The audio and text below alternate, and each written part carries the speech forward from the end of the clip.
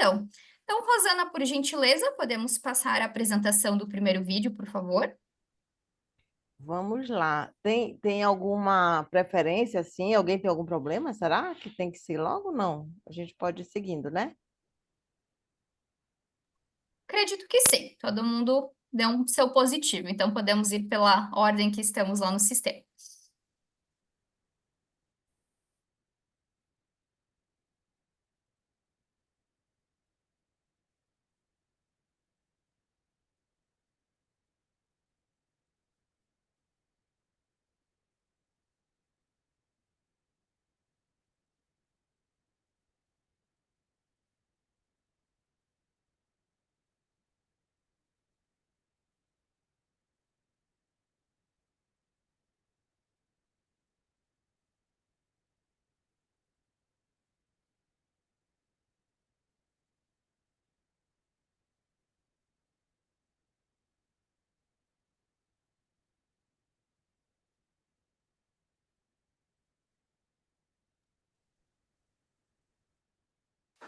Hello everyone, I'm here to present the paper Social and Ecological Effects of Recycled Water and Seawater Desalination for Green Hydrogen, a comparative study through system dynamics. I am Luis, the first author, and here you have my colleagues. So, a little bit about the green hydrogen context. Green hydrogen is promising for climate change mitigation, but also is water intensive and may impact local ecosystem and resource, especially in semi-arid regions. In the green hydrogen plant, the water is used for production of the gas and for cooling the system. So, green hydrogen viability depends on securing reliable and sustainable water sources. The study aims to evaluate the production of green hydrogen comparing the use of two different water sources, recycled water and seawater desalination. Here we have characteristics of both water sources. Recycled water represents a circular economy approach aligned with the circular economy principles with a recovery rate around 95% and as byproducts produce sludge and green hydrogen gas emissions. For the other side, seawater desalination represents linear economy approach with the take-make and dispose logic, has a recovery rate around 42% and produce brine water as byproduct. Brine disposition at the sea could be harmful for marine life and has a real short membrane lifespan. As methodology, this study utilizes system dynamics model in Stella Professional to analyze interconnected systems, focusing on societal, ecological, and technological dynamics for the Green Hydrogen Hub in Ceará from 2026 to 2050. To build up the two tools of system dynamics, the causal loop diagram and the stock flow diagram, we use 11 in-depth interviews and document analysis. Here you can see the causal loop diagram of water supply sources for Green Hydrogen Hub. At the paper, you can take a closer look at the stool. And here we have the stock and flow diagram for the water supply of green hydrogen production. So, as policy development, we propose four scenarios. The first scenario use only 10% of recycled water to produce green hydrogen and to cool the systems. The scenario two we use no recycled water, meaning that only seawater desalination is used to supply the green hydrogen production and cooling system. Scenario 3, at the 2026, it used no recycled water, and this value will raise to 50% until 2050. And scenario 4, use only recycled water. So no desalination is used in the system or in the scenario. As results, for green hydrogen production, we have the S4, the biggest value of green hydrogen productions. And regarding to energy consumption, we have the S2, the scenario that use only seawater desalination, as the scenario that consume more energy. Also, we have S2 as the scenario that produce more brine water that will be disposed into the sea. And in scenario S4, forest sludge production obviously is the one that most produce this sludge that will be sent to landfill. So, compiling the results. Scenario S1 has moderate level in green hydrogen production, energy consumption, and brine production. Scenario S2 see high hydrogen production and brine levels than S1 and the highest value of energy consumption. Scenario S3 produce the least hydrogen but manages byproducts production due to increased recycled water usage. And scenario S4 achieves the highest hydrogen production with significant sludge generation and effectively avoids higher values of energy consumption. So, the utilization of a minimum of 50% of recycled water in the production of green hydrogen in 2015 is imperative in order to mitigate path dependencies and environmental stressors, such as the escalation of sea salinity. This is due because brine storage threatens marine life and traditional communities. So, a linear economy in hydrogen production may worsen social inequalities and environmental degradations. The cost of recycled water is 83.5% more expensive than reservoir water. We believe that this acts to discourage the investment in recycled water for industries. We argue that abundant renewable energy, coupled with a well-established industrial and harborside infrastructure, as we can see in Ceará, cannot be decisive arguments for the green hydrogen economy. And finally, it is imperative to consider the influence of hydrogen production on social and ecological aspects along the green hydrogen value chain. As conclusion, this study analyzes water supply for green hydrogen production in Ceará using a mixed method approach comparing circular and linear economy impacts over 25 years, focusing on technological, society, and ecological interactions.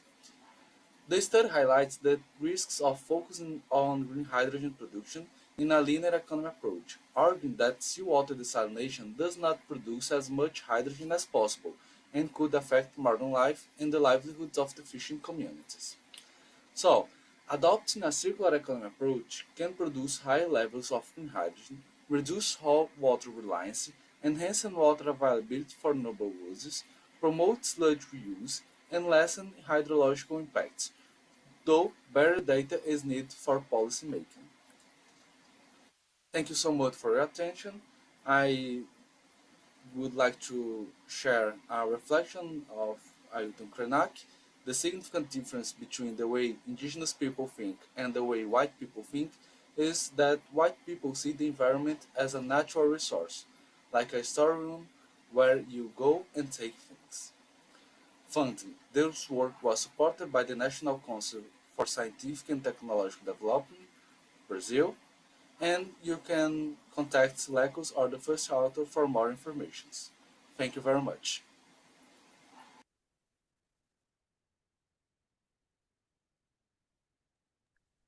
Muito bem. Rosana, se você estava falando, estava com o microfone fechado. Não, não, é só para dizer que o Cosme que está representando aqui o Tô aqui sim. pessoal. Aí, professora, eu gostaria de saber se você prefere que faça a discussão desse trabalho agora ou se a gente segue apresentando os outros e faz no final. Fazemos a apresentação agora, que a discussão está É melhor. fresca, vamos dizer assim. O que vocês acham? Pode ser? Eu gosto dessa ideia, Thaís. Beleza, então. Bom, pessoal, no caso, Cosme, efetivamente, né? Parabéns aí pelo desenvolvimento do trabalho. Eu pesquiso economia circular, né, desde o mestrado, então é um tema que eu gosto bastante.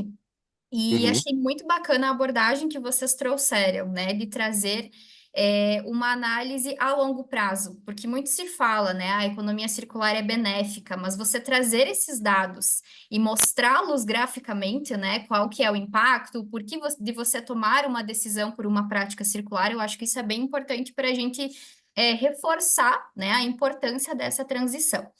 Eu fiz alguns apontamentos aqui, até tenho algumas anotações, alguns insights, assim, que eu fui tendo ao longo da leitura do trabalho de vocês, mas no Por sentido de favor. contribuir, né, com a melhoria do trabalho, com alguma sugestão. A primeira delas é o fato de que eu senti um pouquinho falta da economia circular mesmo na essência de sendo discutida com a questão do reuso da água. Eu sei que ali o referencial teórico ele está um pouquinho mais enxuto, eu entendo a limitação, a gente sofre com essa questão de ter que ter uma limitação de palavras para os nossos artigos, mas eu acho que caberia aí uma complementação, né? Tentar trazer um pouquinho mais como que esse reuso da água está dentro da economia circular, o que que poderia Uhum. ser, né? Explorar um pouquinho melhor esse alinhamento dos conceitos. Para mim, que sou uma pessoa da área, eu consigo visualizar isso, mas talvez é alguém que está iniciando as suas pesquisas, eu acho que isso fica interessante, né? Mostrar o porquê que esse reuso da água, essa recirculação, está alinhada com os princípios da economia circular. E um ponto que eu Gostei. gostei bastante na apresentação e que no artigo não está são dos gráficos, né? Na apresentação, vocês trouxeram gráficos sobrepostos, né, com os 4 cenários. E aí, Uhum. no artigo, vocês trazem 4 figuras de cada cenário, uma ao lado da outra. E aí eu É, percebi que os eixos verticais, eles têm escalas diferentes em alguns cenários. E aí perfeito. você tem, não que você tenha dificuldade, mas esse gráfico visual que vocês trouxeram na apresentação, me parece que ele deixa muito mais explícito qual é a diferença entre os cenários. Então, Concordo. assim, na minha percepção, eu traria os mesmos gráficos da apresentação para o artigo, que eu acho que, né, você bate o olho e você já tem uma percepção de qual é o cenário que se destaca naquele contexto. Uhum. E o que que eu, assim, observei que eu acho bem bacana também, talvez explorar na discussão, é que vocês mencionam, né, que o custo, ele é alto para essa recirculação, né, de fazer essa recirculação, essa reciclagem da água. E aí a gente tem muito a discussão dentro da economia circular que o Brasil ainda tem bastante lacunas, né? A gente não tem muitas políticas públicas, subsídios em relação a incentivo a essas práticas circulares. E para mim isso Perfeito. fica claro a questão, né, da governança que vocês mencionam, a falta de governança, né? Que é uma questão que vocês discutem ali. E eu acho que essa percepção de vocês de trazer esses dados, né, esses cenários como uma forma de convencimento é um exemplo, né, de estudos que a gente pode se basear também para trazer esses embasamentos para o desenvolvimento de políticas públicas e para fortalecer essa governança. Então, talvez vocês explorarem um pouquinho mais ali na discussão esse gap que vocês observaram, né, na região ela é uma realidade do Brasil inteiro, né? Não é só no Ceará que essa falta de governança existe. Então, acho que é algo que pode ser trabalhado, assim, que eu acho bem interessante de reforçar essa questão da falta de governança para a circularidade ser uma barreira também, né? Primeiro, muito obrigado por ler, ter atenção e carinho em ter sugestões. Eu sei que isso já é um grande trabalho. Com relação à economia circular, primeiramente, eu estudo um pouco de economia circular, mas dentro do conceito do biogás. Hum. Então, esse da água de reuso é um pouquinho diferente, mas eu concordo com você, a pegada que explica a economia está fraca no trabalho, ela poderia ser melhor mesmo. O, o que eu acho que tem no trabalho, que eu estou lembrando assim de cabeça, é o fala dos R's de reuso, reciclagem e tal, mas é só isso, não traz a importância desse conceito tanto na área de reuso quanto nas outras, né? Então, esse aí concordei. O segundo que você comentou são sobre os gráficos e já já passamos por esse problema. No começo a gente deixou daquela forma para ilustrar rapidamente assim para os revisores verem o que que era, mas a gente já consertou isso. Concordo com você, ficou muito melhor a visualização na na apresentação. E sobre a governança, é um tema extremamente complicado, né? eu sou de Santa Catarina também, e como eu estudo biogás, eu discuto muito o papel das regulamentações e das empresas de utilidade pública em incorporar o biogás no setor energético.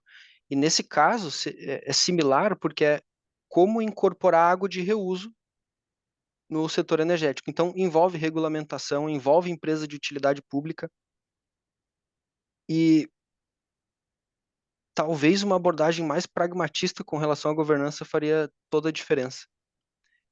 O que a gente estuda nesse trabalho, é claro, acho que a gente não colocou lá um pouco pela limitação e tal, mas é esse entendimento de que o hidrogênio está sendo um novo instrumento do imperialismo. Então, à medida que o capitalismo foi enfraquecendo, não está mais dando o retorno que gostariam, os economistas percebem, a gente vê em relatórios,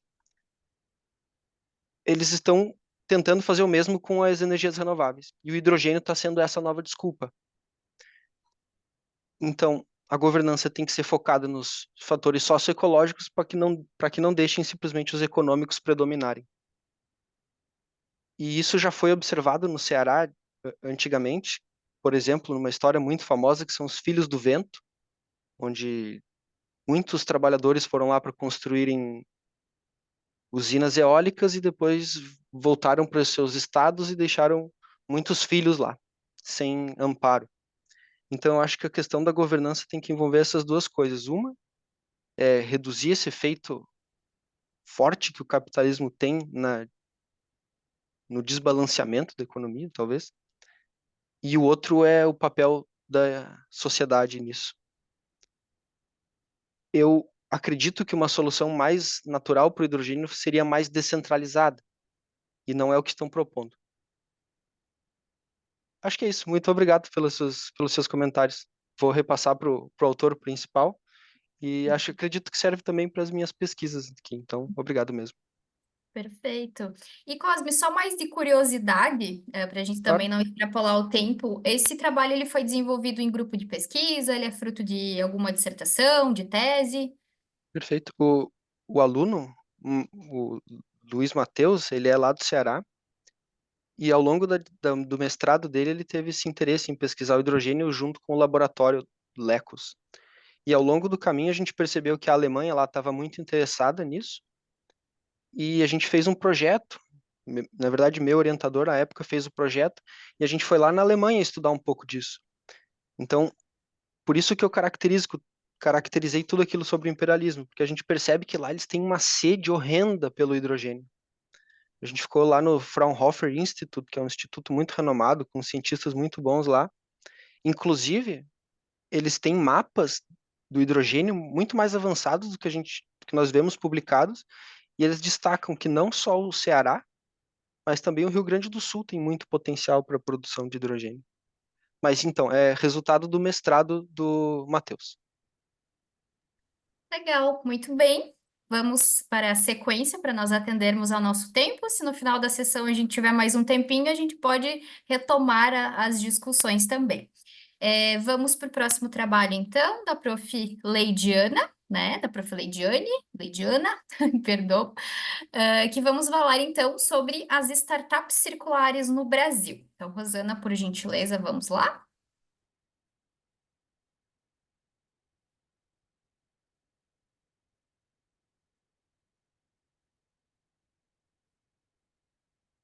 Prezados e prezadas, vamos dar início à apresentação do trabalho intitulado As Startups Circulares no Brasil, uma análise compreensiva sobre perfis, oportunidades e desafios. O trabalho foi desenvolvido por mim, Leidiana de Souza Pereira, em colaboração com a Larissa e com a Natália. Somos do Centro de Ciências Administrativas da Universidade Federal de Minas Gerais.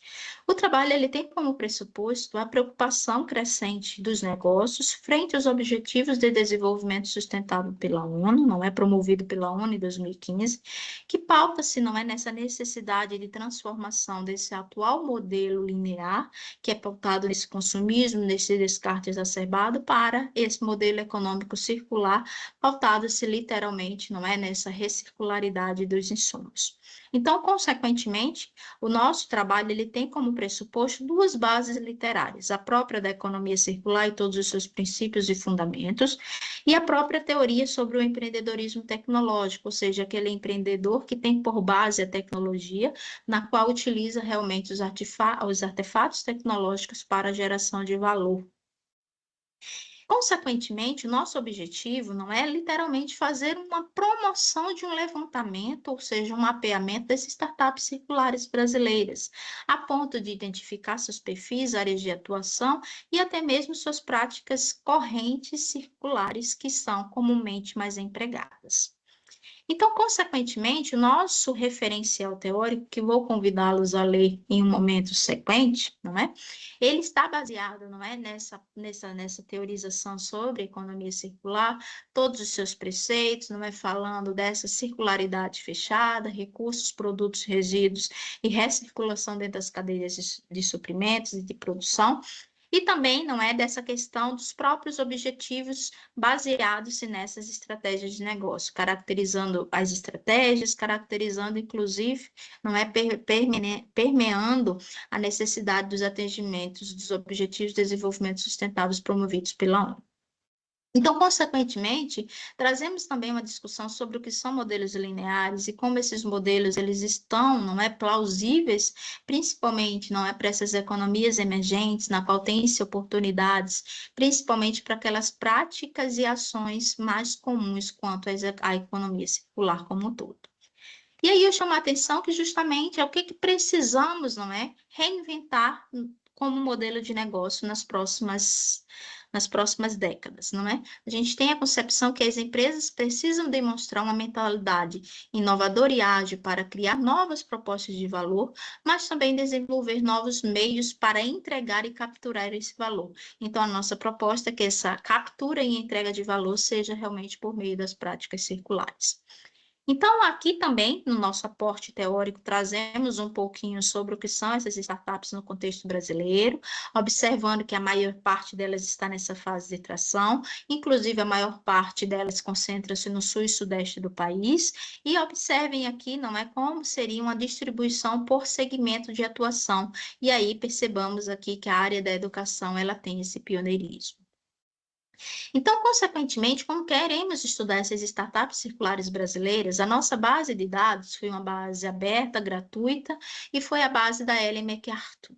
E nessa base, ela tem um indicador, não é, chamado Índice das Startups Circulares, e lá está presente, não é, não só apenas startups brasileiras ou com atuação no Brasil, mas também startups gerais, presentes na Europa, Ásia, não é, e essa parte americana também.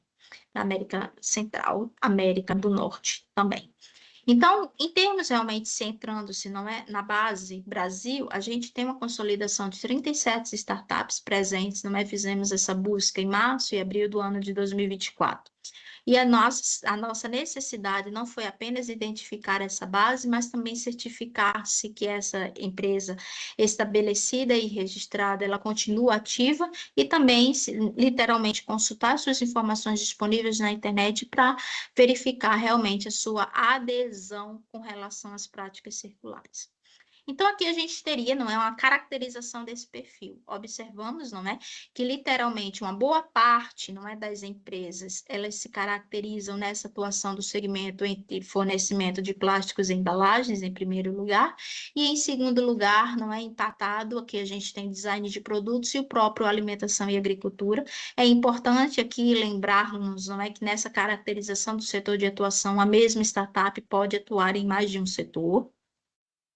Em termos de localização operacional das startups, centramos a nossa busca, a nossa base de dados em startups brasileiras, mas não necessariamente significa que elas apenas atuem aqui, não é, na América do Sul. Então, percebam que essas startups, inclusive, elas têm áreas de atuação ou até mesmo áreas de localização operacional fora do nosso país, como aqui vos mostramos. E aí é importante destacar, entendeu, que essas empresas, geralmente, elas estão utilizando-se, não é? Seja do mercado B2B, seja do mercado B2C.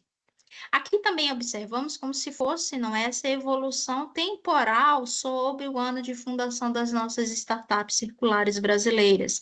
Observamos que estávamos no auge no momento da pandemia e, consequentemente, devido a uma reestruturação econômica, política e social, houve-se aqui uma queda quanto, não é, à criação dessas novas startups.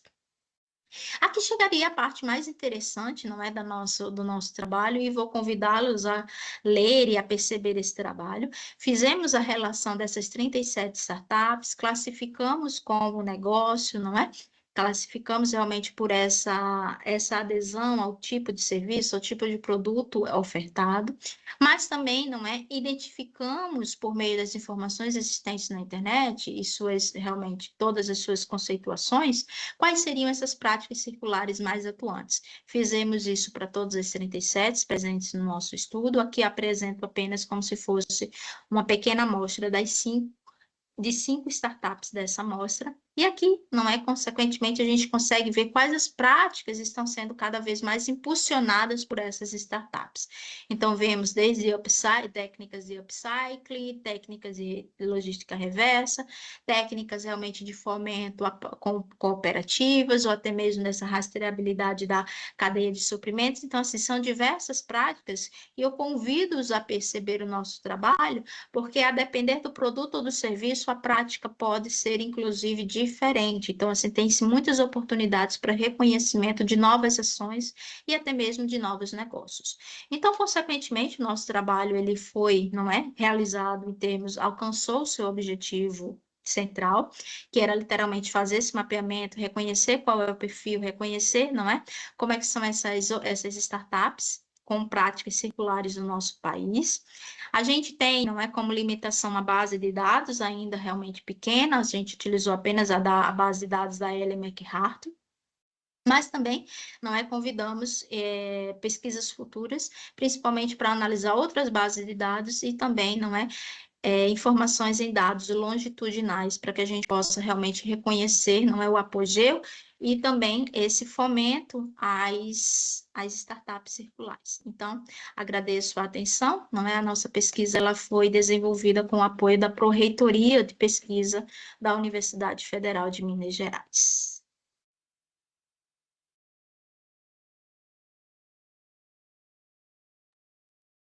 Muito bem, parabéns pelo desenvolvimento do trabalho.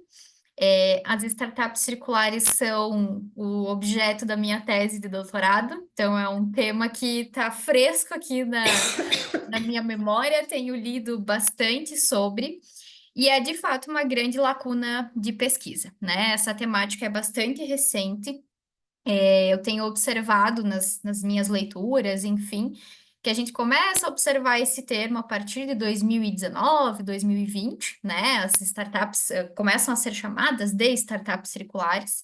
Então, realmente, há um campo aí muito grande para a gente explorar nesse contexto. E o que me chama a atenção é o fato de que no Brasil, num país das nossas dimensões, nós termos apenas 37 startups mapeadas como circulares propriamente ditas, né?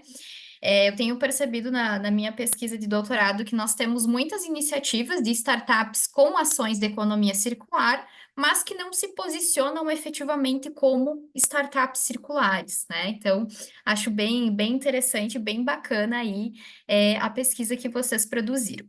E um ponto que eu acho que pode contribuir com o trabalho de vocês, Leidiana, a tabela que vocês montaram é como você disse na apresentação, é a cereja do bolo do artigo, é a tabela que vocês sistematizaram as ações circulares. E o que que eu acho que poderia ser incluído ali para dar uma robustez nessa análise? Vocês até mencionam esse estudo do Henry da classificação das tipologias das startups circulares, né, que ele propõe. Eu acho que daria para incluir uma coluna na mesma tabela que vocês fizeram e a partir das inferências vocês trazerem, né, em qual tipologia ela se encaixa, ou se talvez ela não se encaixe em nenhuma delas, talvez vocês trazem uma contribuição de alguma tipologia diferente que emergiu no campo brasileiro, né? Aqui dando uma viajada, né? Quem sabe tem alguma tipologia diferente, porque a gente sabe que o contexto até tem um outro estudo do Henry também, de 2023, que ele menciona que há os estudos eles são concentrados predominantemente no norte. Então, o nosso cenário do hemisfério sul nesse âmbito, né, ainda é pouco explorado.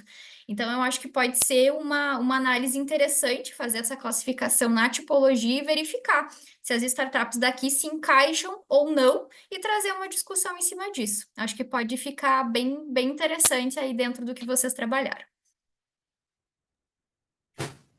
Obrigada, Thaís, pelas considerações. Não é? Gostei bastante assim dessa proposta assim foi um trabalho muito gostoso de ser feito. Não é assim, esse projeto ele foi desenvolvido com as meninas de IC e ele faz parte de um projeto até maior, que a gente quer realmente o fomento dessa competitividade não só para as startups circulares, porque aí a gente viu essa problematização, até para caracterizar o conceito de startups circulares, a gente precisa fazer uma novela, não é? Não tem aqui, não é tão assim explícito na literatura, não é? Agora está se tendo alguns estudos, mas ainda é muito paupérrimo.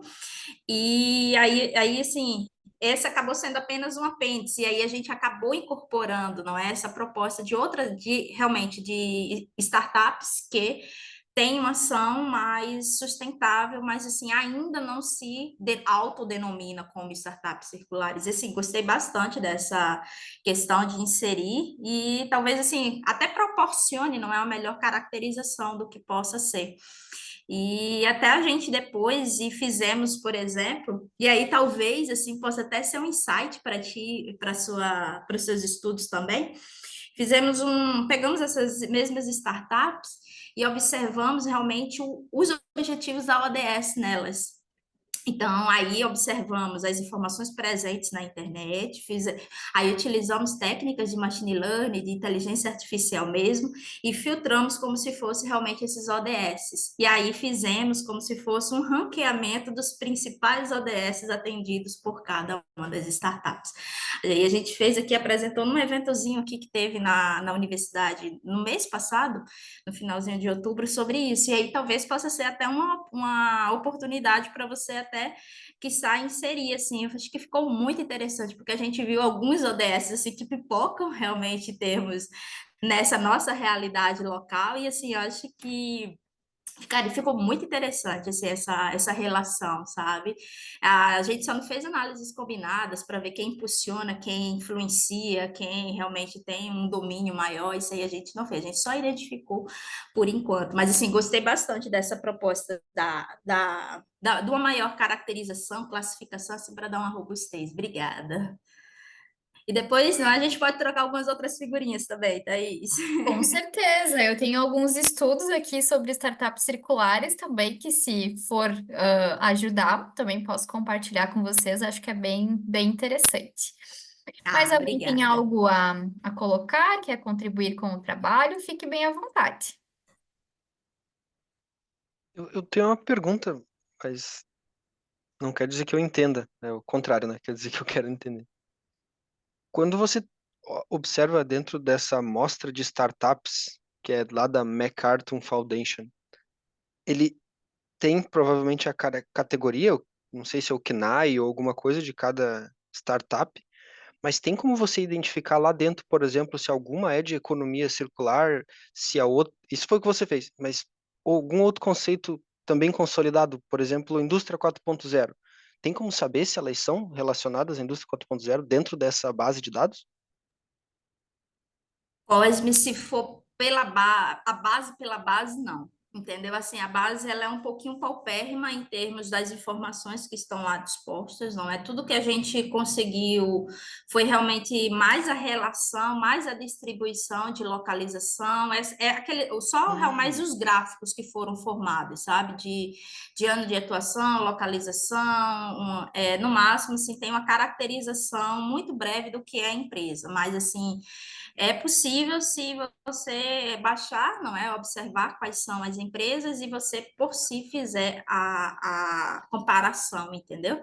Mas realmente a base ela não tem, a menos que possa ter em algum outro domínio. Aí realmente Uhum. ficaria te devendo Não, essa capaz, não se deve tem nada. algum domínio que a base ela explore melhor a característica das startups lá presentes, entendeu? Mas assim, eu acho que pode ser inclusive um trabalho bem interessante assim para observar as startups, principalmente em países que têm uma maior tecnologia de ponta da indústria 4.0, ver quais são as startups que lá são relacionadas, entendeu? Mas eu acho que possa ter, mas assim, nesse íconezinho que inclusive o link não é que está disponível no artigo, não seria possível. Só realmente a relação dos nomes. Aí ela Entendi. explica, aí tem toda uma explicação, o porquê, não é? Ela caracterizou-se, não é? Lá como startup circular, então tem todo como se fosse um roteiro de classificação para ela. Mas sobre a indústria 4.0, infelizmente, não. Entendi. Muito obrigado. Muito legal o Por seu trabalho nada. também. Obrigada, Cos.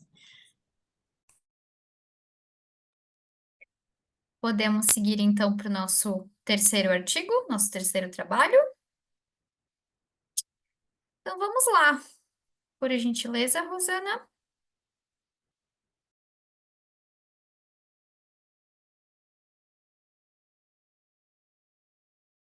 Bom, pessoal, bom dia, boa tarde. Meu nome é Atos Carlos e hoje eu vou apresentar um trabalho denominado A Piece of Cake, que é um estudo onde nós tentamos entender um pouco melhor como que é feita a alocação da demanda do comprador para os seus fornecedores. Foi um trabalho submetido para a seção das operações logísticas e cadeia de suprimentos. O meu nome é Atos Carlos, como eu já disse, eu sou mestre pela Fundação Dom Cabral e faço doutorado aqui pela FEA USP. Eu sou professor de Cultura, Estratégia e Inovação na Dom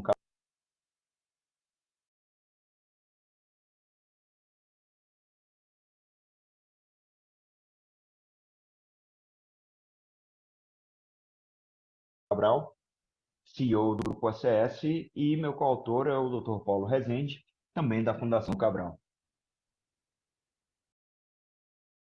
Bem, como teoria de base desenvolvida para esse estudo, a gente utilizou a Relational View, que tenta explicar como que as organizações conseguem atingir um diferencial competitivo através das suas relações com diferentes stakeholders.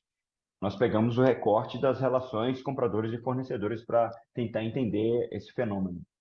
O problema de pesquisa analisado foi que, considerando que diferentes fornecedores recebem diferentes níveis de demanda, eles recebem diferentes tipos de alocação de demanda, a gente queria entender por que isso acontece e como que eu consigo entender esse processo para caso, se eu for um fornecedor, tentar aumentar minha participação do mercado. Essa justificativa foi baseada em uma demanda que a gente notou pela literatura, através de uma extensa revisão de literatura, conforme nós vamos ver nos próximos slides. E o nosso objeto empírico de análise foi o setor de telecomunicações, né, que deve receber até 4,5 bilhões de investimentos até 2030. E também é um setor que atua junto a um dos objetivos de desenvolvimento sustentável da ONU, e também tem aí esse interesse social por trás dele, né? Que ele traz uma série de benefícios para a população. Bem, nós fizemos uma extensa revisão teórica e nós conseguimos encontrar aí que as relações comprador-fornecedor, ilustrada com esse quadrado ao extremo direito dessa imagem na tela, que as relações elas são formadas por diferentes categorias que são alimentadas por várias outras subcategorias, né? Nós encontramos, então, 4 categorias que foram montadas, foram formadas, construídas a partir de 18 subcategorias que nós encontramos através dessa revisão da literatura, né? A primeira categoria são referentes às características do produto e serviço daquele fornecedor, né? As características da relação em si, né? Como que ela foi construída, como que ela acontece, né? E a reputação que é desenvolvida nesse processo. As características dos relacionantes, ou seja, características específicas do comprador e características específicas do fornecedor. As características da postura que o fornecedor tem frente a essa relação, e tudo isso influencia essa relação de comprador e fornecedor.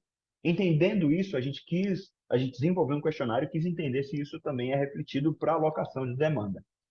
Bem, nós utilizamos aí a Grounded Theory de Glasses Strauss e Strauss de 1987 também, que é uma metodologia que tende a explicar um fenômeno conforme informações colhidas em campo, ou seja, se você analisa o campo e a explicação para dado fenômeno emerge ali, à medida que você tem que seguir um conjunto bem determinado de passos. Por exemplo, o primeiro deles foi a definição dos construtos a serem analisados. A gente fez isso através da revisão bibliográfica, do desenvolvimento do roteiro da pesquisa, a coleta de dados também, que foi feita por entrevistas semi-estruturadas, desenvolvemos memorandos e códigos em vivo.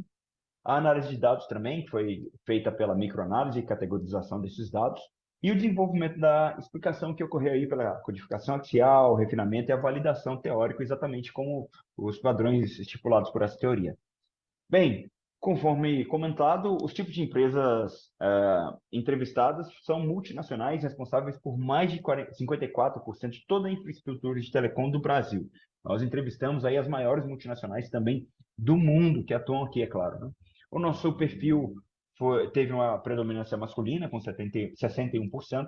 Nós entrevistamos diferentes perfis que são responsáveis pela alocação de demanda dessas empresas. 39% analista especialista, coordenação foram 28%, engenharia 11% e gerência 22%. E nós notamos uma convergência muito grande entre o que esses atores consideram para a alocação da demanda e o que a gente havia mapeado lá na revisão da literatura. Ou seja, tem as características do fornecedor, as características da atitude que esse fornecedor tem frente à relação, as características do produto e serviço, as características também da relação em si. Cada um desses dessas grandes categorias tem suas subcategorias que são formadas por diferentes critérios. Tudo isso foi mapeado e categorizado através da análise de conteúdo das entrevistas. Bem, como conclusão, nós conseguimos encontrar como que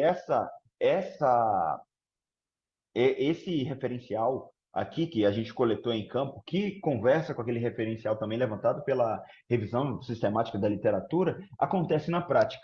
Nós entendemos, então, que desenhamos um fluxo conforme as respostas dos participantes das nossas entrevistas e entendemos que o padrão para o processo de alocação de demanda começa antes da alocação de demanda em si, por exemplo, que é onde o fornecedor é homologado no cliente e é onde o cliente que vai alocar a demanda ele tem contato com essa demanda. Aí ele começa a estudar as características da demanda, porque ele vai ter que avaliar no passo 1 se ele tem algum tipo de histórico com aquele fornecedor que ele está querendo alocar demanda ou não. Se ele não tiver nenhum histórico construído, ele se pergunta: eu tenho a intenção de ter novos fornecedores? Caso negativo, ele simplesmente não faz a alocação de demanda com aquele fornecedor. Caso positivo, caso ele queira criar um novo histórico, adicionar um novo fornecedor à sua lista, ele aciona esse fornecedor com uma pequena demanda de teste e avalia ali como que o fornecedor vai lidar com isso para começar a construir o histórico. Quando ele tem esse histórico, aí ele vai para a análise desse histórico. Por quê? Ele começa a entender as características do fornecedor e as características da demanda que ele tem. Por exemplo, se ele tem uma demanda com um orçamento baixo, ele tem que dar match com o fornecedor que ele tem um histórico de ser um fornecedor barato. Se não deu match, ele não aloca a demanda com aquele fornecedor. Agora, se deu match, ele avalia a capacidade, as características daquele fornecedor para tentar entender se ele pode alocar muita da demanda naquele fornecedor ou pouca demanda daquele fornecedor. Isso explica um pouco por que vários fornecedores são acionados, mas alguns recebem muito e alguns recebem pouco. Só que não para por aí a explicação. Ele aloca a demanda e, a partir daí, ele começa a ter feedback de como que o fornecedor está lidando com aquela demanda. Porque esse feedback alimenta a análise histórica, que vai ser considerada para as próximas alocações de demanda, e assim o fluxo continua sendo retroalimentado. Bem, aqui tem algumas das várias referências que foram utilizadas nesse estudo, e eu agradeço muito a participação de todos e o tempo de todos durante essa apresentação. Muito obrigado.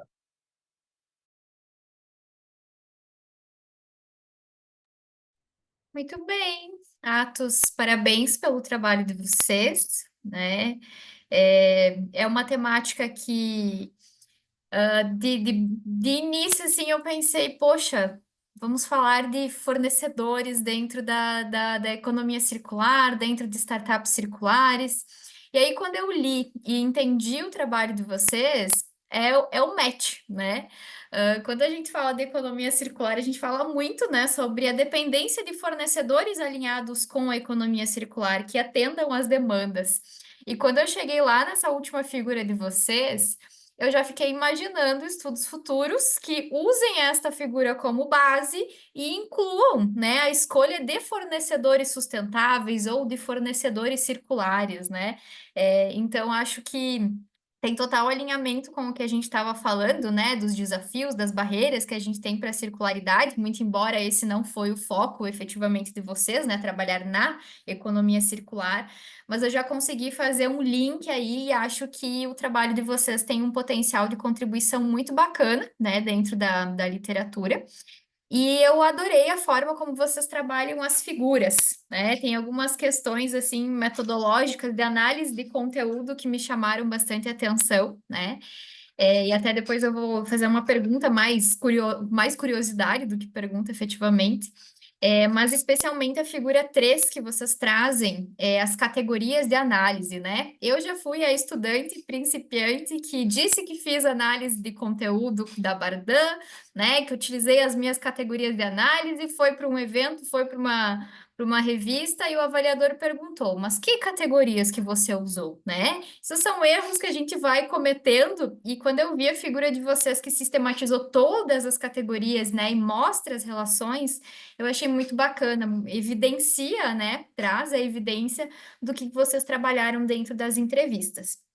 E falando nas entrevistas, vem a minha curiosidade. Eu sou uma pesquisadora qualitativa, é a minha zona de conforto, né? Eu gosto bastante de trabalhar com entrevistas, e a gente faz muito essa reflexão de quantas entrevistas são suficientes, né? Quantas pessoas eu preciso entrevistar para atingir o meu objetivo? E me chamou a atenção o fato de vocês terem mencionado que atingiram a saturação com 12, né? Mas resolveram fazer 18. E aí eu queria que você, mais como curiosidade, para a gente discutir um pouquinho essa questão, né? Que muitas vezes é a dúvida metodológica no decorrer da pesquisa, do porquê que vocês escolheram seguir, né? Se foi, tivemos o aceite de uma outra empresa e a gente resolveu continuar, né? Contar um pouquinho como que foi esse processo. Perfeito, vamos lá. Primeiramente, eu cheguei um pouco em cima da hora. Prazer conhecer todo mundo. Obrigado, Thaís. Obrigado pelas pontuações. Eu tenho um grupo de empresas que trabalha em telecom e a gente trabalha para essas grandes multinacionais. E a gente queria entender o ponto de vista de cada uma delas. E ao levantar as entrevistas e chegar à saturação teórica em 12, a gente ficou com a sensação de, ok, começou a repetir muito, né? Não está surgindo nada novo à medida que a gente vai fazendo novas entrevistas, mas se eu parar em 12, eu não vou conseguir publicar. Então, a gente continuar, a gente seguiu por duas razões principais. A primeira é que a gente queria trazer mais empresas, entender o ponto de vista de diferentes players, porque a gente tem empresa norte-americana, a gente tem empresa da África do Sul, a gente tem empresas de várias partes do planeta, e a gente queria agregar essa percepção para ver se estava todo mundo alinhado, e de fato, no final, essa figura a gente teve para validar ela, a gente teve que reenviar para o pessoal, e todo mundo validou ela, falou: opa, é exatamente isso aqui mesmo que a gente faz. Na verdade, a gente nem sabia que era tão sistematizado assim, mas a coisa funciona exatamente assim. Você conseguiu sistematizar o que é a bagunça que a gente faz aqui dentro. Então, a resposta varia nesses dois eixos. Primeiro, como a intenção é publicar, a gente ficou com medo de 12 ser pouca, e a segunda é a gente queria ouvir diferentes empresas. É bacana, porque como vocês mencionam, né, que é o setor de telecomunicações e são empresas brasileiras, mas que são multinacionais atuando no Brasil, eu acho que é bacana, né, porque traz realmente a robustez pro framework de vocês, porque não é algo aí do contexto brasileiro, né, não são as empresas do Brasil que trabalham, então eu acho que isso é bem bacana. Mas alguém tem algum comentário, algum ponto a destacar? Prof. Nelson, você está muito quieto hoje.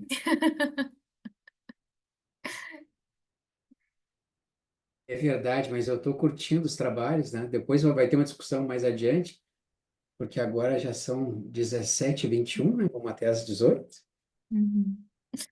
Então, Muito mas bem, então, gente. Podemos ir para a última apresentação, então? Então, vamos lá.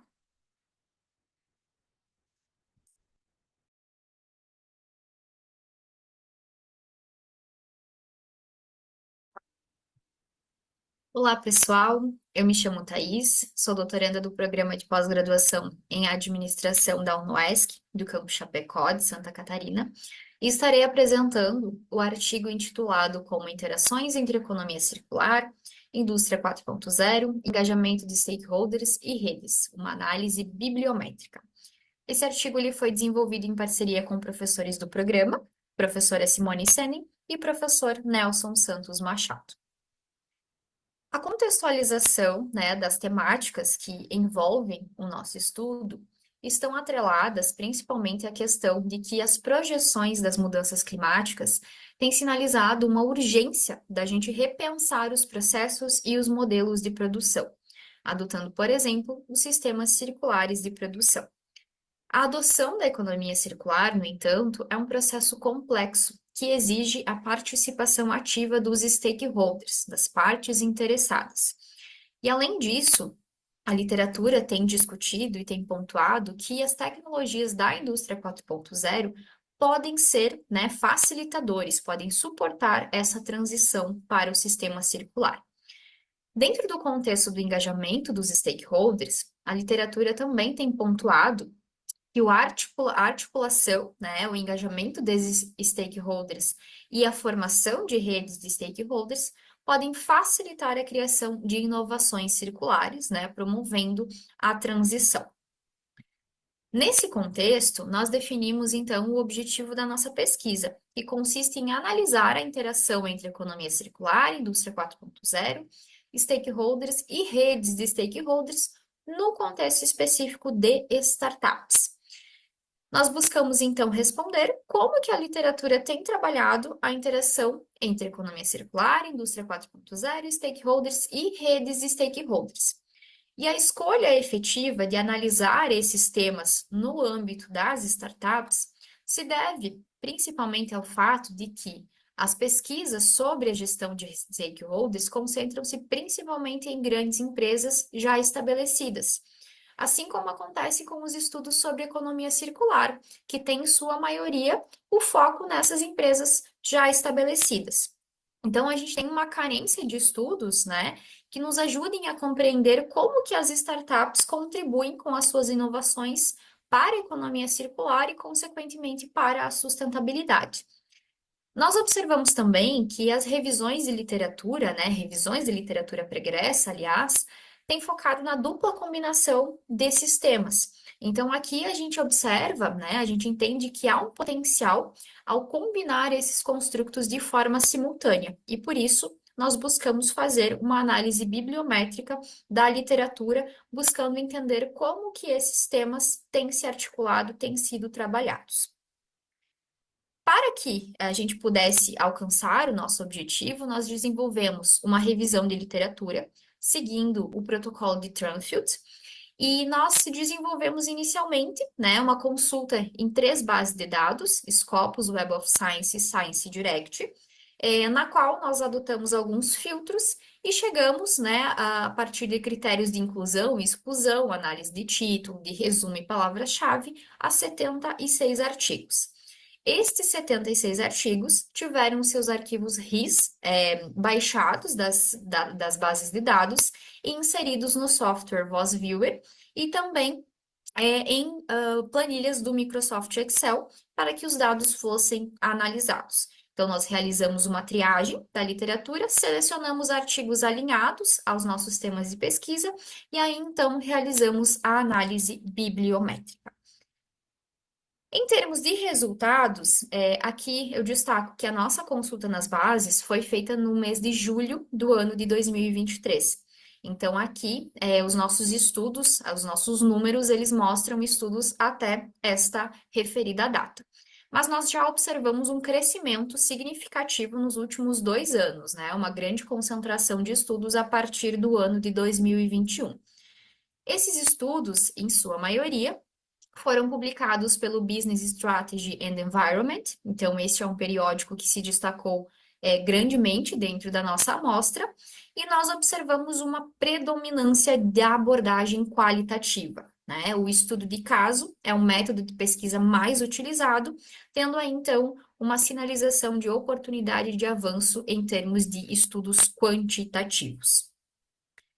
Nós também observamos que, nos casos em que a metodologia consistiu no estudo qualitativo com estudo de caso, que esses casos eram localizados em países desenvolvidos, principalmente europeus e do norte global. Então, aqui a gente observa uma outra lacuna de pesquisa relacionada à exploração dessas temáticas em países em desenvolvimento e localizados no hemisfério sul. Em relação às redes de coautores, né, que nós conseguimos observar a partir do VozViewer, nós não observamos uma predominância de autores, né? Observamos autores que trabalham em diversos países do mundo, né, e que se relacionam minimamente uns com os outros. E na rede de concorrência de palavras-chave, nós observamos a formação de dois clusters principais, o cluster verde, aqui à esquerda da tela, e o cluster vermelho mais à direita, né? Que são os dois principais clusters formados pela rede de concorrência de palavras-chave. O cluster verde, ele está muito mais focado, né? Ele tem como palavra-chave central a economia circular, e ele é focado na implementação, na operacionalização dos modelos de negócio. Enquanto que o cluster vermelho, ele é focado nas relações interorganizacionais, na colaboração, né, no poder, nas decisões estratégicas. Então, pela posição desses dois clusters na rede de palavras, a gente observa uma oportunidade de aproximação entre as questões mais relacionadas às organizações efetivamente, né, e a implementação da prática da economia circular. Então, nós delineamos algumas estratégias, né, para pesquisas futuras que são apresentadas no nosso artigo, e aí nós conseguimos concluir que os temas de interesse, eles têm sido discutidos de fato no contexto das startups, principalmente nos 2 últimos anos, e nós concluímos que, apesar de ser observado uma ligação entre as temáticas, né, principalmente quando nós olhamos para a rede de concorrência de palavras-chave, a integração, principalmente da rede de stakeholders no contexto da economia circular, é incipiente. Então, há uma grande oportunidade, uma grande lacuna de pesquisa a ser explorada pelos pesquisadores da área. Aqui eu trouxe um pouquinho das referências utilizadas nesta apresentação. Agradeço pela atenção de todos e fico à disposição para quaisquer dúvidas. Muito obrigada.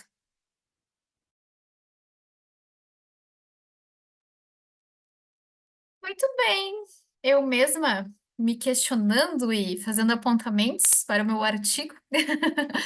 Mas para contextualizar para vocês, pessoal, esse artigo ele é fruto de uma disciplina de pesquisa científica orientada do Prof. Nelson, lá do nosso PPGA.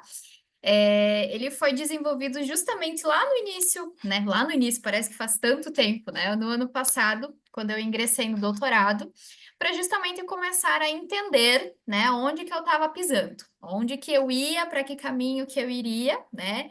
Escutei muito do Prof. Nelson, Thaís, você tem muitos construtos de pesquisa. Não, vamos com calma, vamos ver como é que esses bichos estão se comportando ali na literatura.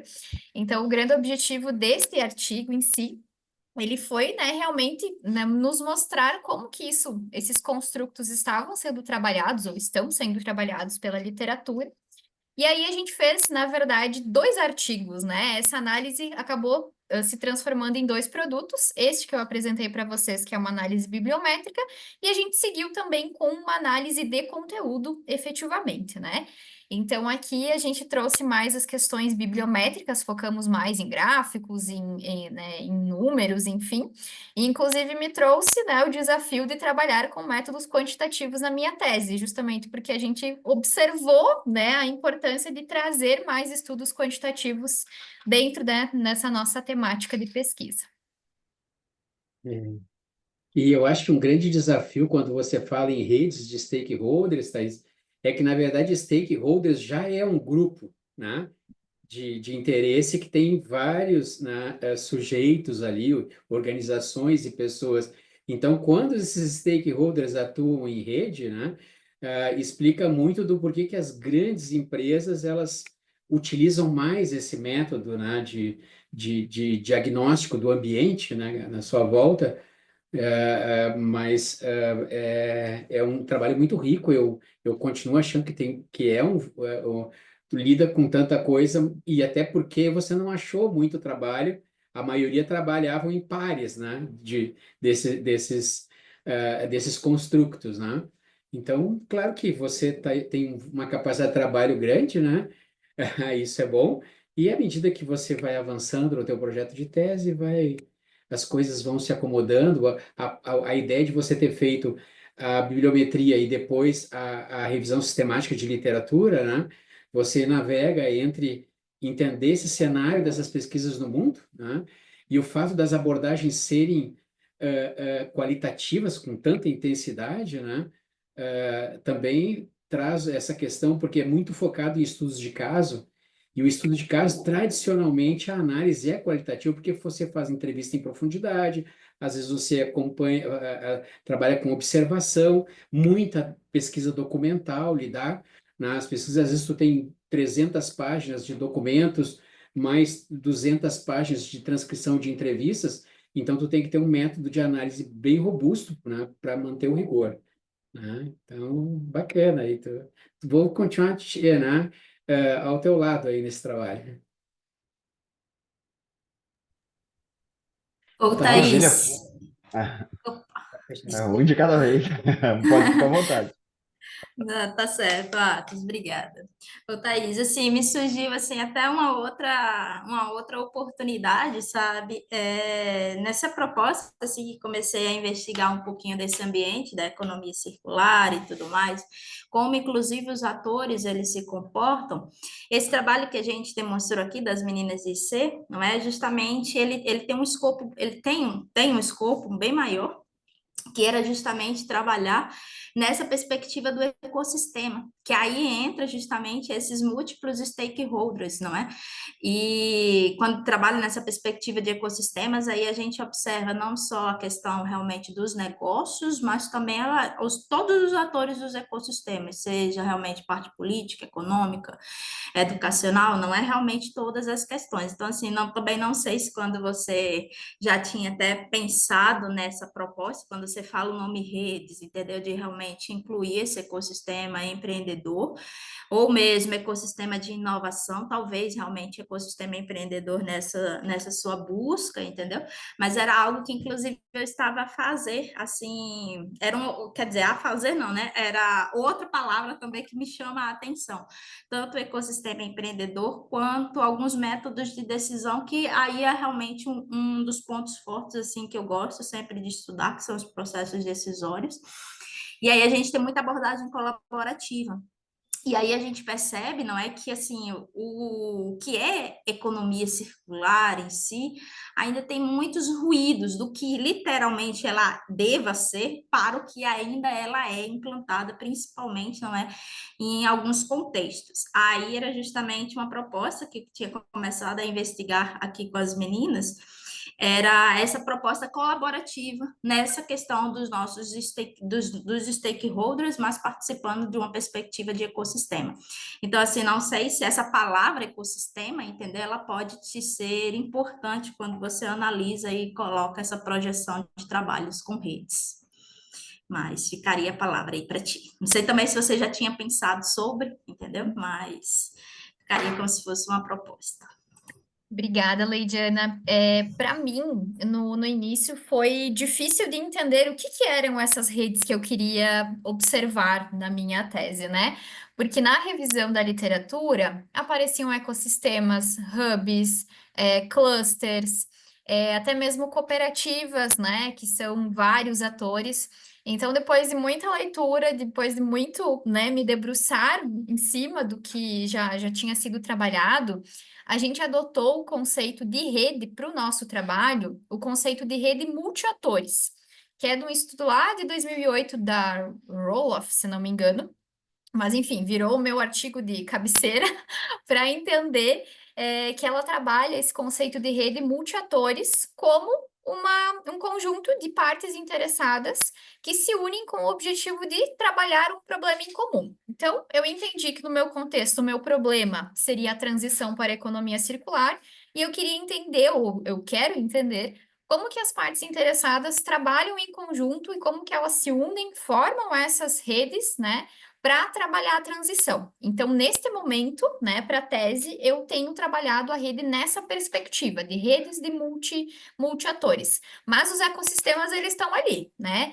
Tanto é que nós pretendemos utilizar o índice das Circular Startups para fazer alguns estudos de caso, né? Me contradizendo, né? A gente acaba indo para o estudo de caso para conseguir aprofundar um pouco mais, para conhecer, como a gente ainda não tem esse conhecimento das startups circulares propriamente, né?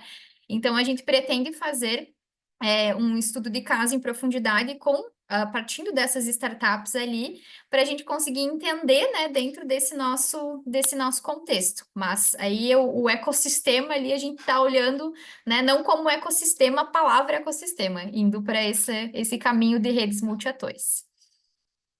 Ah, legal. Fica bem bom.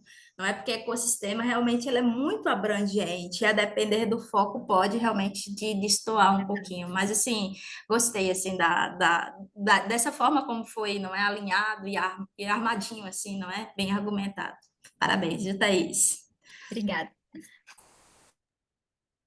Maravilha. Parabéns, então, Thaís. Show de bola o trabalho. Anotei até algumas dúvidas aqui e até uma questão que eu poderia levantar aqui com vocês, que talvez a gente poderia até trocar umas figurinhas. A primeira é mais uma questão metodológica mesmo. Eu vi que você optou por fazer uma revisão bibliométrica, que é um estudo quantitativo, né, do que já tem publicado. E pelo que eu vejo para alguns autores, eles, como é um artigo, uma metodologia quantitativa, eles falam que seria ideal uma maior quantidade de artigos para fazer uma análise mais robusta de fato. Porque eu vi, inclusive, lá na sua concorrência, ficou separado e tudo mais. Se a gente tivesse um número maior de artigos, eu vi que a sua filtragem, você tirou bastante coisa dali. Eu fiquei pensando, poxa, será que não teria como avaliar para tentar incluir algumas questões para dar mais robustez? Que aí lá no final você pegava e classificava? Porque assim, não sei, me parece que 76 para uma análise bibliométrica, é, não sei se, na minha percepção, se seria, é claro que, né, claro, segue aí com seu orientador e tudo mais, mas não sei se teriam algum problema na hora de publicar, por exemplo, sabe? Talvez, é igual eu te falei, talvez seria interessante dar um passo para trás e mexer nos filtros para você selecionar no futuro, quando você criar ali as categorias, você selecionar as redes de conhecimento e falar, opa, aí eu vou me aprofundar aqui. E isso, inclusive, chega na minha próxima, que eu vi assim e falei, poxa, ela leu porque na sistemática, pelo menos nos autores que eu sigo para fazer sistemática, eles falam que você precisa ler ali os resumos, né? Eu falei, nossa, ela leu todos os 76? Por que ela não faz uma revisão sistemática usando um prisma, alguma coisa assim, que ia ficar top com 76, né? Aí, no decorrer da sua apresentação, eu vi que você estava seguindo por esse caminho também, né? Aí sim, por uma revisão sistemática, eu acho que 76 artigos é muita coisa. Aí dá um caldo bem interessante. Eu ainda tenho mais coisa, mas eu vi que a gente já desmutou o microfone. Sim. Não, e até, Thaís, comentar, quando você trabalha com bibliometria ou revisão sistemática de literatura, inclusive tem muitos artigos que tem uma visibilidade muito grande quando ele trabalha as duas coisas, né? Ela faz a bibliometria e uma análise conceitual. Então, agora, essa quantidade é plenamente aceitável para a bibliometria, porque o que ela faz é separar de toda a massa que ela encontrou nas três bases, tudo aquilo que não é verticalmente ligado aos temas dela. Então, você elevar o número, mas ao mesmo tempo misturar coisas, não vai ser legal. Tanto que ali mostra uma concentração aonde está acontecendo mais pesquisas com essas características que ela quer. Então, nesse caso, a análise quantitativa, ela é para mapear como esse conhecimento está sendo produzido, aonde está sendo publicado, a origem dos grupos de pesquisa, etc, etc. Não é tanto assim para uma generalização na área, não tem esse interesse. Tanto que eu acho que todo doutorando que vai fazer ele tem que começar filtrando um conjunto, um corpus teórico consistente e que ele se debruce sobre esse, porque nesses vão haver indicação de literatura de anos anteriores, inclusive tu tem que pegar os anos bem mais recentes, e aí também é uma coisa que reduz o volume, mas não há necessariamente uma necessidade de adensar o número para dizer que está usando o método Quant, tá? E a mesma coisa no Quali, né, que a gente fez o artigo com análise de conteúdo, 76 é muita, porque ela trabalha demais, a Thaís. Porque a gente já fez a revisão sistemática de literatura com 20 artigos, 25 artigos, né? Então, bem... E a minha disciplina, ela é no primeiro e segundo semestre, 2 semestres, e a gente trabalha com a ideia do aluno botar o pé no doutorado e já começar a pensar na tese. E eu conduzo o trabalho no final, todos eles têm que apresentar o que eles elaboraram e a gente publica, a maioria dos trabalhos são publicados.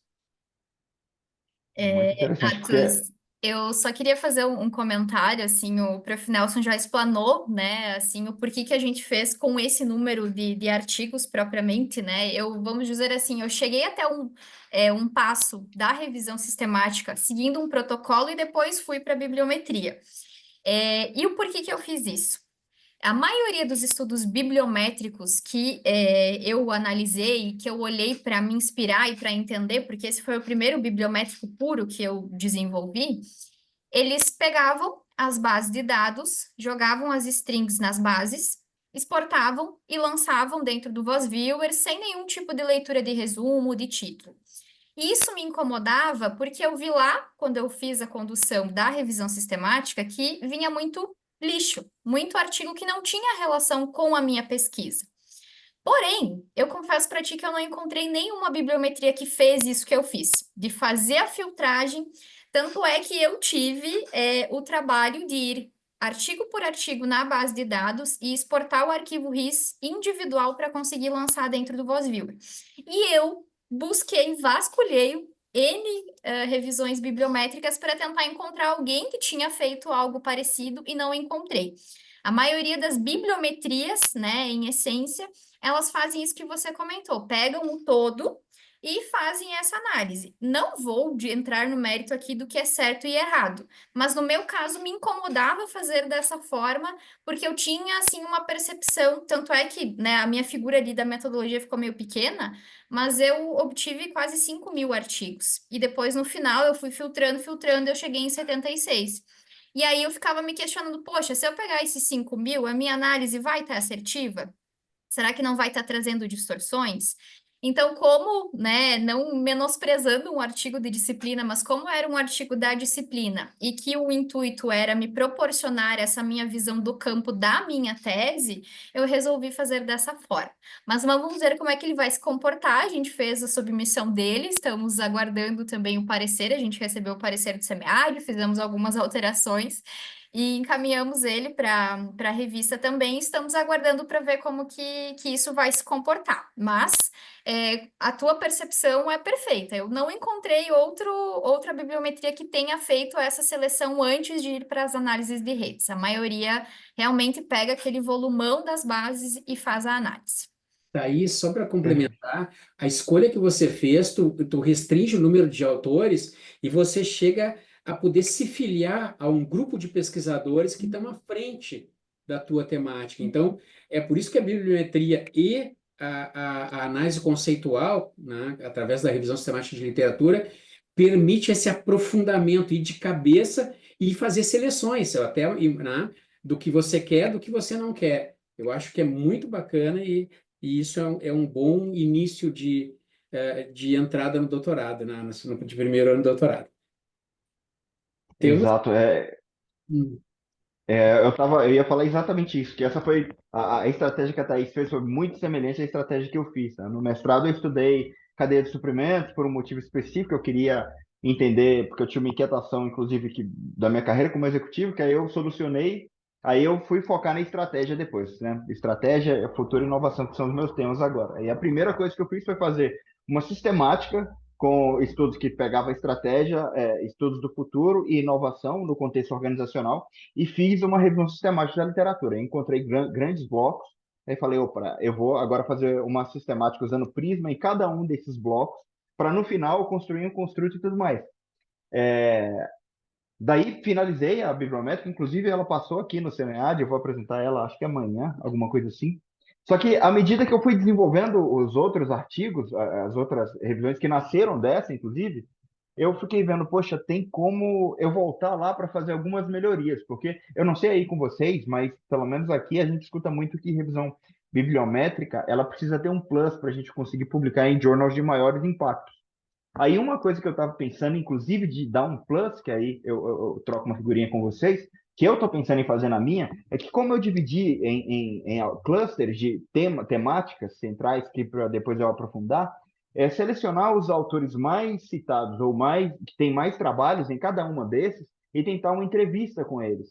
Que aí você traz uma percepção de cada um em cada tema, para onde que eles acham que o tema está indo, quais seriam na percepção deles as coisas que precisam evoluir, daí termina com uma agenda de pesquisa futura robusta esse artigo, aí sim eu acho que ganha um potencial de publicação. Cada vez que eu estou avançando mais eu estou olhando para trás e falo, poxa, seria bom melhorar isso aqui. E só para finalizar aqui minha contribuição também, senão não deixa espaço para os colegas, eu acho muito interessante se a gente está estudando, então, as startups circulares e tudo mais. Eu atuo num projeto, só que aí o projeto é exatamente sobre economia circular, cooperativa, economia social, com a HEC de Montreal. É um projeto financiado pelo governo do Canadá e tudo mais. E só que eu venho com a perspectiva de estratégia, futuro e inovação nesse contexto, né? Aí eu estou estudando ali qual que é o estágio das cooperativas, das organizações sociais, das organizações que atuam com a circularidade, né? A transição da economia linear para a circularidade. Aí a gente está mapeando para fazer as melhores práticas e tudo mais. E por coincidência, hoje mais cedo, eu estava entrevistando o CEO do Sicredi, eu acho que vocês devem conhecer, Thaís, é aí do Sul também, um conjunto de cooperativas. E o CEO, o César, falou para mim que eles têm um conjunto de startups que eles fazem muito o exploration deles com startups, né? O exploration é visar a inovação no futuro, explorar coisas novas que podem dar resultados amanhã. E eles fazem muita parceria com startup e conversa também com isso de ecossistema, né? Mas nesse caso, ecossistema de inovação especificamente, que você, as cooperativas de organizações sociais fazem parcerias para tentar otimizar, descobrir coisas novas, melhorar os seus processos, né? E estar sempre à frente, fazendo essa ambidestria aí que é uma das coisas que eu estou estudando também. De repente, seria uma coisa legal para a gente trocar uma figurinha aí, para algumas indicações, né, tudo mais. Estou à inteira disposição. E parabéns pelo trabalho.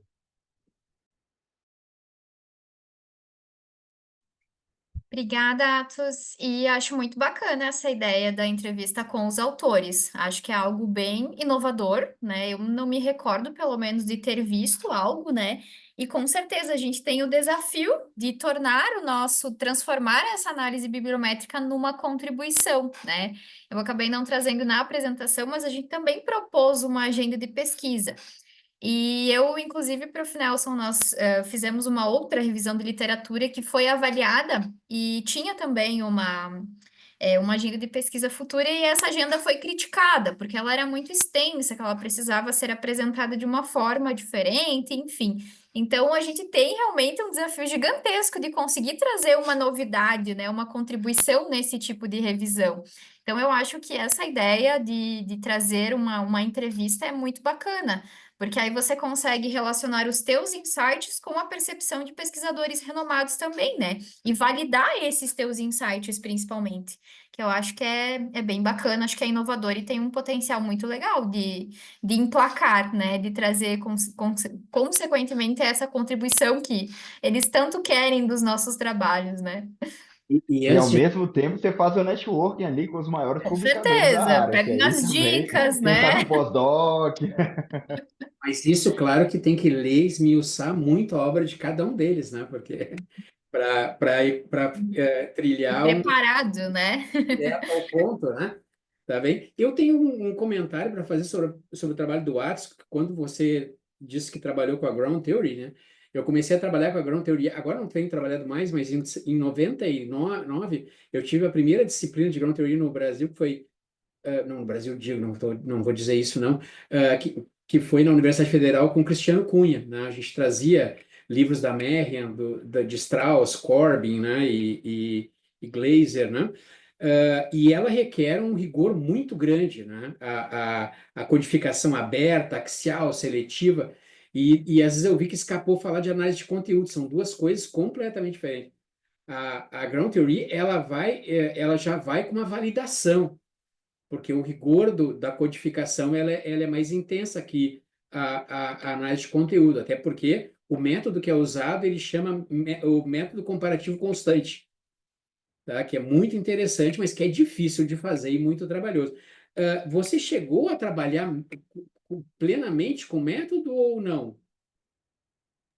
Plenamente, eu tô até olhando para o instante ali, porque eu ia descer com os livros. Eu comprei 3 livros de metodologia para estudar Grounded Theory, porque todo mundo no mestrado, na hora que eu falava, eu vou fazer uma Grounded, falava, não faça uma Grounded, que é muito complexo, você não vai dar conta. Eu falei, não vou. Comprei 3 livros e estudei a fundo, anotei a parte da metodologia isso é uma dissertação de mestrado. É gigantesca, e eu fui anotando e seguindo passo a passo de Strauss e Corban e Strauss Tu usou no o artigo Atlas que ele TI? publicou sozinho. Como? Tu usou o Atlas TI? O software? Hum, não, eu usei foi o NView. Ah, tá, Já porque tem o tanto Atlas tempo, né? TI foi criado nos Estados Unidos, num ambiente universitário, para Ground Theory. Eu usava o Atlas Hum. TI na época que era DOS ainda, né, Poxa! tá? Então, assim, ele é um método bem robusto, vale a pena, e ele é muito indicado para você acumular casos. Porque tu pega um estudo de caso, outro estudo de caso, e você vai construindo uma teoria e vai alargando ela à medida que cada caso tem um achado. Então, tu vai tornando o teu, até que se transforma numa teoria, né? Numa teoria substantiva, né? Que é uma generalização teórica, não tem nada a ver de dizer que aquilo vale para todo mundo, como é a ideia da estatística, né? Mas bem legal, né? O teu trabalho, Atos. Não sei se mais alguém tem alguma pergunta para o Atos. Eu Pessoal, Obrigado. é, gostava. eu vou precisar cortar a nossa discussão, infelizmente, né? Que bom que a gente fez discussões paralelas de cada um dos artigos, porque a gente acaba se empolgando, né? A gente nem vê o tempo passar. Eu gostaria de fazer um fechamento com vocês, porque pontualmente às 18 horas aqui o sistema ele fecha, né? Ele nos expulsa da nossa sessão, quando dá o horário. Então, eu agradeço vocês pela participação, pelo Professora, engajamento. rapidinho, só o link. Eu tava só começando. A Um monte de Rosana, anotações. pessoal, deixou aqui no chat para vocês o linkzinho da avaliação da sessão, tá? Então, por favor, acessem ali o linkzinho, façam a avaliação, deixem as considerações de vocês. Isso nos ajuda a melhorar aí, né, o evento, as discussões aqui que a gente tem. Mais algum recadinho, Rosana? É isso? Só isso mesmo, parabenizar novamente a todos e agradecer, sobretudo a ilustre presença aí do professor Nelson, né? Então tá certo, gente. Prazer em conhecê-los. Bom trabalho aí para todo mundo, sucesso nas pesquisas e até breve. Tchau, tchau. Tchau, tchau. Até breve, Obrigada, pessoal. Foi gente. um Tchau, prazer. tchau. Boa Gratidão. semana a todos.